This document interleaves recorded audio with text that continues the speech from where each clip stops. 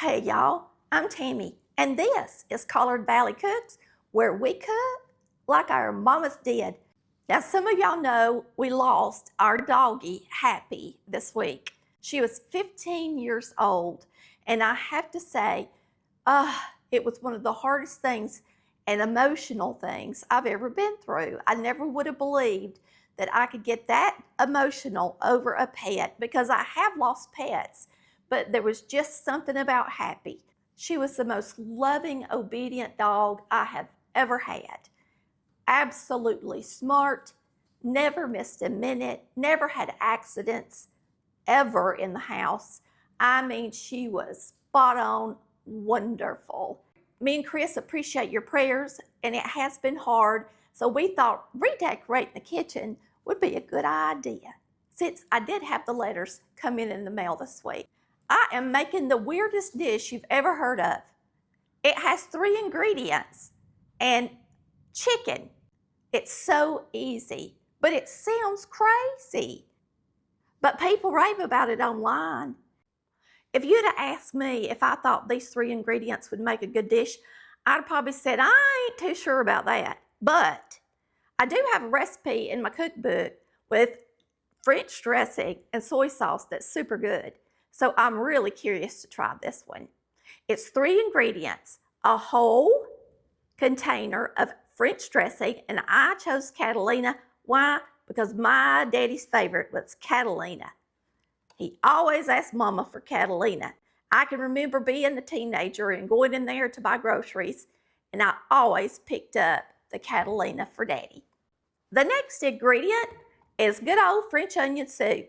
Everybody loves it, and it's in a lot of dishes, and it has a good reputation for being delicious. So this is going to add a beefy, savory flavor to the dish. And then we have gelled cranberry sauce. Yep, that stuff you serve at Thanksgiving. When you plop it out, it still has the rings around the form of the gelled cranberry sauce. Well, it's going to add the sweet flavor. We're going to get started on this recipe. We're going to call it Busy Day Chicken. Some call it Catalina chicken, and some call it cranberry chicken. Okay, when I buy chicken breast, I buy it on the bone because it's more flavorful and it's cheaper. So I think I'm going to leave it on the bone today and just pull off the skin. This is going to cook 1.5 hours in the refrigerator.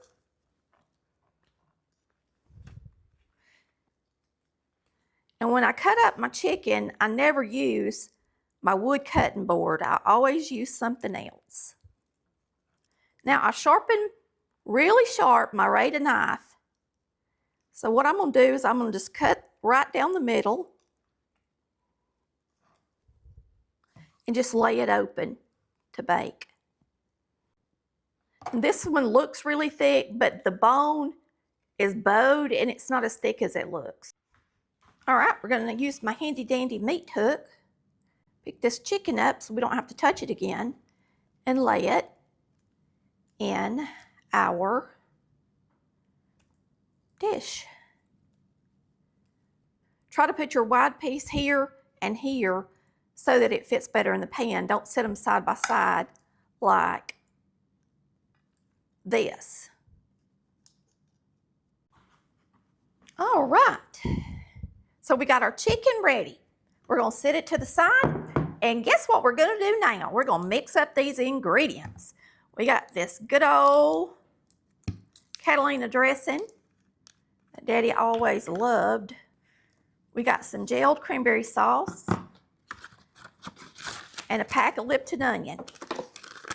It's my last pack, so I need to get me some more. And let's open up this can with my handy dandy can opener. I love this can opener. It's easy to use, especially if you have arthritis. And remember, y'all, that you can get anything you see that I use through our website at www.collardvalleycooks.com. Guess what? You can pre-order my new cookbook. It is available for pre-order. I'm hoping to have it in by the end of the year to mail to everybody. We'll just have to wait and see. But hopefully it's going to be ready by November. I'd like to get it before Thanksgiving to y'all. All right? So go to the website, place your order now. I'm personally making the cookbook all by myself. I am doing everything. And so I'm giving you all my tips and tricks, all my family recipes, my heirloom recipes that's been in the family for ages. You're going to be the best Southern cook on the block. I guarantee it. Go check it out, y'all. Here's the bowl. We're going to put in our dressing. This has got a tangy, delicious flavor. And you know what? I reckon you could use creamy French dressing too. Now we're going to put in our delicious cream of onion soup. It's got that beefy flavor with those onions. Boy, is it good. It's good in everything. And now we're going to put in our gelled cranberry sauce. And you're going to see you can't just get it out real easy. And you can use a spoon if you want to. And we're just reaching in here and getting our cranberry sauce. Getting it all in the bowl. Every last little bit. And then we're going to mix this up. I'm just going to cut this up a little bit. The best I can. I think I'm actually going to put this in the microwave for a second so that cranberry sauce I can mix a little easier. They didn't tell me to do that, but sometimes you just got to use your head. While that's in the microwave, I'm going to microwave it about 3 minutes so that I can mix up that sauce and get it really smooth and good. Now, I was thinking, Lord of mercy, this recipe sounds crazy. I mean, it's like some college kids got together, grabbed some condiments they had, and just concocted a recipe. And I'm sure that's how this recipe started, because that's how I started my tangy chicken recipe. Sometimes it pays to get in your pantry and grab a few things and throw something together. Now, if it's a flop, then you won't make it again. But you never know. You just might come up with the best recipe ever. Now, this chicken dish is supposed to be really good, but because I left the bone on the chicken, it's going to be even better because that fat that's still left on the chicken is going to blend in with these ingredients, and it's going to make a richer gravy. Now, let's get this out of the microwave.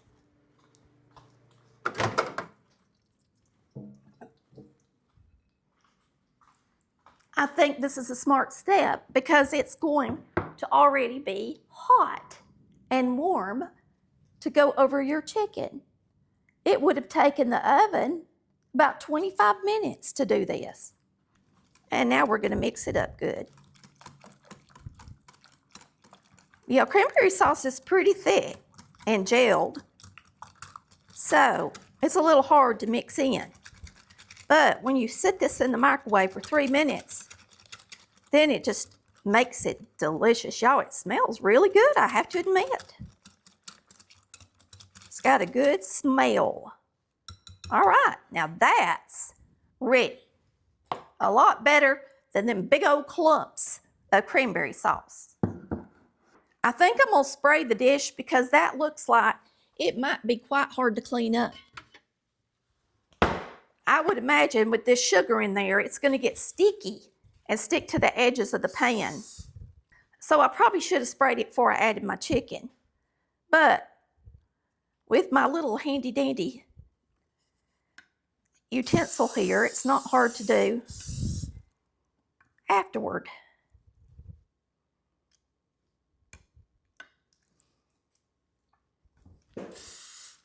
Now I'm using olive oil spray. You can use any kind of cooking spray you got.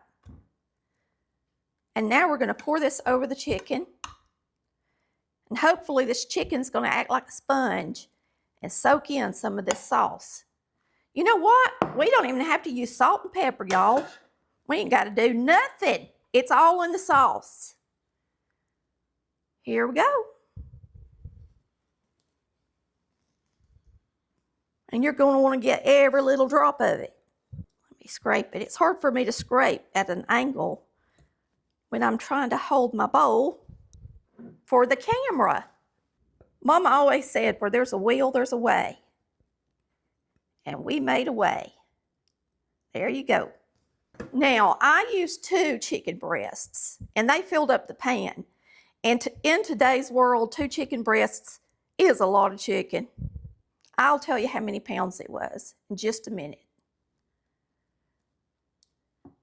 Now, it says to roll the chicken around in the sauce a little bit, so I'm going to turn it.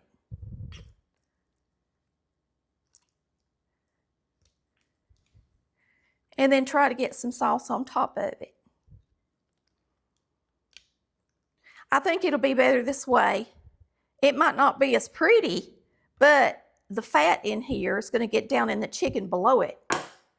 And that's going to make it taste better. But we want to make sure we got plenty of sauce on our chicken. Now, my recipe told you to cook it uncovered for 1.5 hours at 325.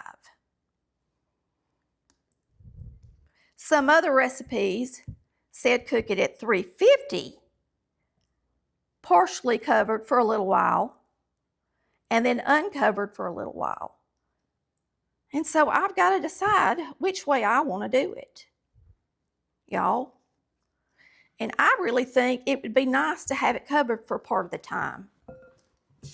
I'm going to clean up the edges because if I don't, it's just going to burn. And I don't want it smoking up my kitchen. So what I'm doing is just getting the extra off the sides so that when it starts to bake, it'll be less likely to stick and make a mess. And I'm going to go ahead and spray it again. Now, it's ready for our oven. Oh, I got to get some foil and put on it. Y'all about forgot. I'm going to cover it with foil. I just had to buy a new pack of foil. It usually lasts me a good while. Now, if you don't have a heavy-duty foil, you can use 2 sheets because what you want to do is cover it tight. And that way, that steam is going to stay in the chicken for 30 minutes. It's going to bake at 350 for 30 minutes, and it's going to be like its own little spa. It's going to make it real good, steamy, and tender. And you know what? The instructions are right down in the description below, so take a look at them. You can also find everything on our website at www.collardvalleycooks.com. All right, y'all, we're going to mix up these delicious potatoes. We're going to put a little butter in them. Got to mix them up so we can serve our chicken over it. Put some salt in it. Some pepper.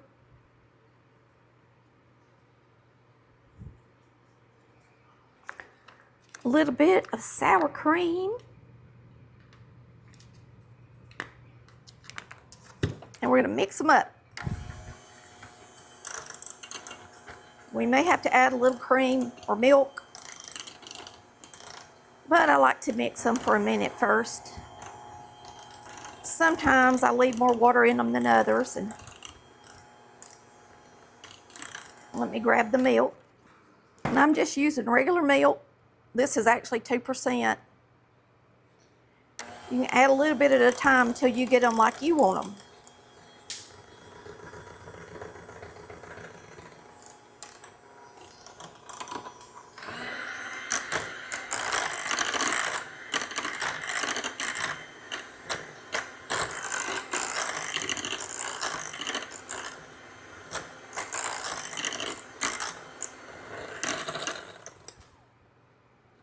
And I want to taste them.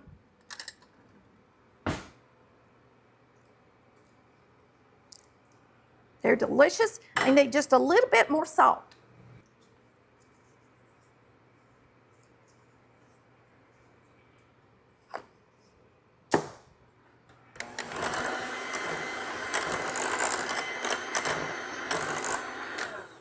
Alrighty. Got that done.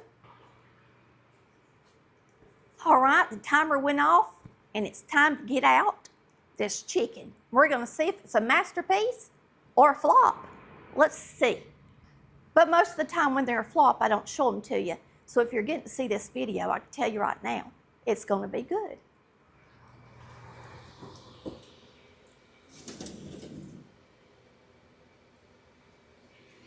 Ooh, that's good looking. Good looking. Look at that. Sticky, delicious sauce. Y'all, it smells so good.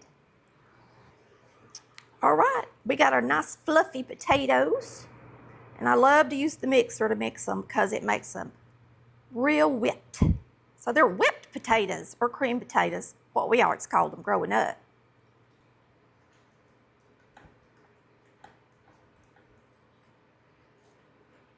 Oh, it's just gonna pull apart. Well, we can do that too, can't we?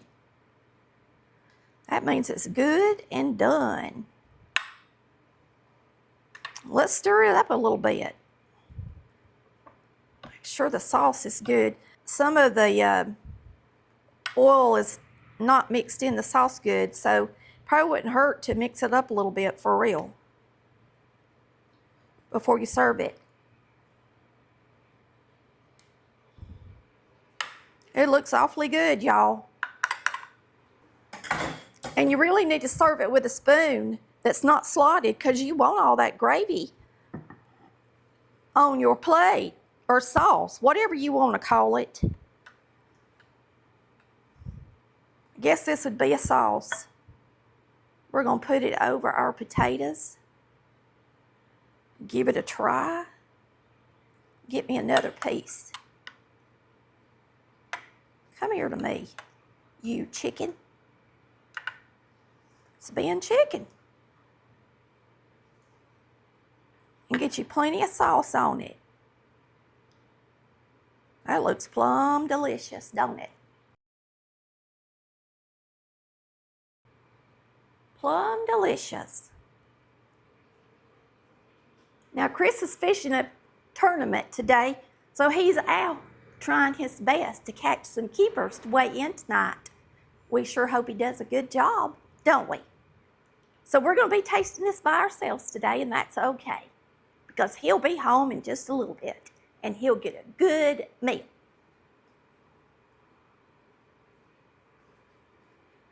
It's hot, y'all. We're going to dig in, give it a try.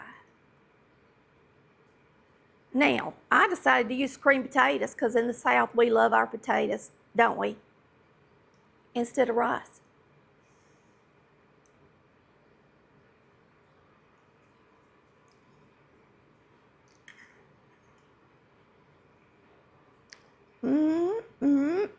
That's good.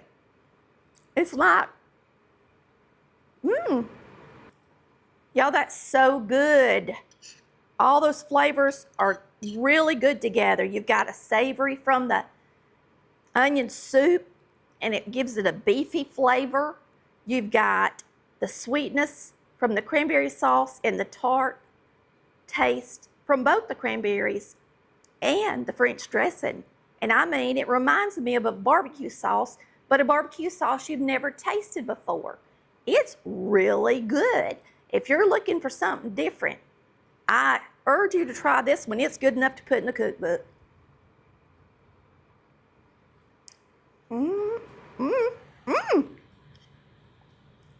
That is some good eats for real.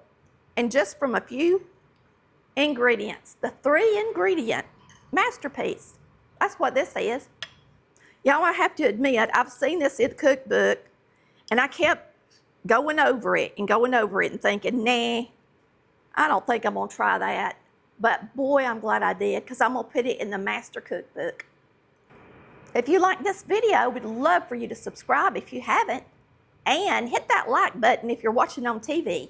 We got a new analytic the other day and said it's over 70% of y'all watch on the TV.